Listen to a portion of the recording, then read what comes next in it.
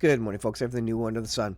In Canada, some folks started the National Citizens Inquiry, and it has occurred. They had inquiries across Canada, several different locations, ending in Ottawa. And the point was to get collect data, collect evidence as it relates to what happened in the last 3 years during the pandemic, and in relation to laws, governments, and things that people saw and wanted to bring to the forefront to effectively relate that and give that to government officials to do something with. Hopefully, that's the idea of it, and to record it for historical purposes. And this is one of the things. The CBC, the Canadian Broadcasting Company, which is in part, I think it's near 70% funded by the government. And of course, you've heard of the whole Twitter thing where Twitter labeled them as government funded. They complained, and Elon Musk came back and said, okay, well, we'll label you as 69% government funded. And because it's government funded, of course, that influences what they're going to show. And they're turning into a woke organization. And indeed, they're well on that path and really have been for years. I think Scott Adams said it rightly, that we're just realizing that mainstream media, while we used to believe and have confidence in mainstream media outlets and news organizations, what we're finding out is that indeed they never actually told us the 100% truth. It was always really a bit of propaganda, a bit of information that wasn't 100% accurate, and they were able to control the masses with that single point of news, which has been the case for the last 70 years. The news and misinformation is growing from these sources, however. And this is what alternative news sources, for example, like myself, like Expose News, where this article is coming from, these particular outlets have provided that information. So it's really the expanse of the internet that has kind of opened our eyes to, what are all sides of the story? What is other information we may not have considered, whether right or wrong? Could there be any other details to this that the mainstream isn't telling us? And indeed, we're all finding out that to be the case. So as it relates to the citizens' inquiry here, there's news about CBC itself. Propaganda is betrayal, and CBC has betrayed us all.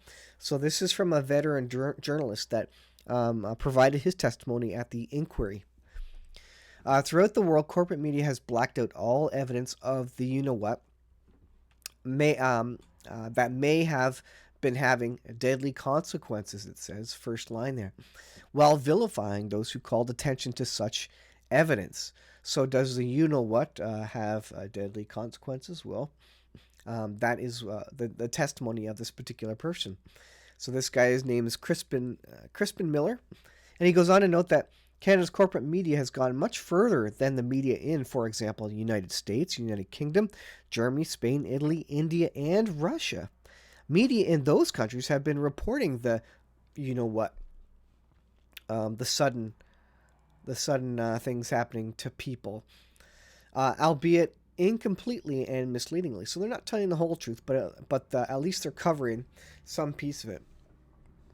Canada's corporate media blacks out stories of people that are suddenly succumbing as completely as the Chinese Communist Party's news media in China.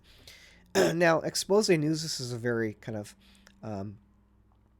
they're very edgy in terms of their piece, but they're reporting on the testimony of this particular veteran journalist in this case.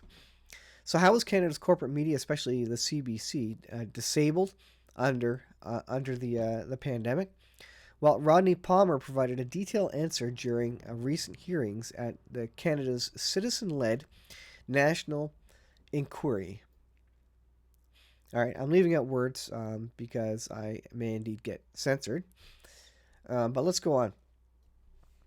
In Toronto, Palmer concluded his testimony with, the temporary suspension of journalism in the CBC, or at the CBC, started March 2020. And the adoption of its new position as government as public health messenger has failed to expire with the end of the emergency. The result is that the CBC has morphed into a state broadcaster, the type that is normally only found in dictatorships. It is promoting government policy without question, while censoring, belittling, and shaming learned Canadians who dare to object and attempt to inform us of the truth. Bad journalism is incompetence, but propaganda is betrayal, and I will agree there. And that's what CBC has done. It has betrayed us all, he says. Now, this citizens' inquiry, Palmer gave some suggestions here. Below is a recording from day 2 of the Ottawa hearings, during which Palmer gave his testimony. He concluded by making 6 recommendations to the inquiry, again, relating to CBC. Dismiss CBC president, dismiss the editor-in-chief, dismiss all on-air staff who are evidenced to have participated in the propaganda disguised as journalism. So take everybody who is complicit in this act. Remember, this is the fate of our democracy. Mainstream media, in large part, really directs and guides where the country goes and where democracy goes. So if you hide this stuff, we could quickly lose our democracy. Number 5, replace the position of ombudsman with a board including journalistic, legal, and scientific expertise, and give them the power to fire journalists who breach the corporation's journalistic standards.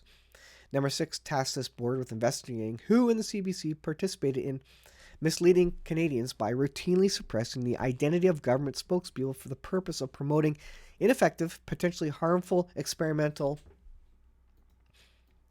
during the COVID emergency. So you can go to this site. I'll put this in the description.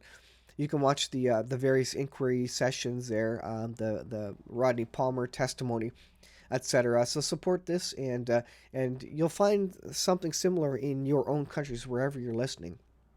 But this is just an example from Canada how really propaganda is in use. Now, there was a lot of propaganda in World War One, World War Two, of course. World War II being kind of the advent of that propaganda on radio and stuff, and people had no other real outlet for news, so that could happen. But in this day and age with the internet, we can get alternative information, which may add to the facts on the ground, and that's certainly what's happening here. Propaganda is not new in this country; it's just that we understand that it's happening now. So be aware. Read all media sources, understand that there's propaganda and bias everywhere, and act accordingly. Thanks for watching. We'll see you in the next video.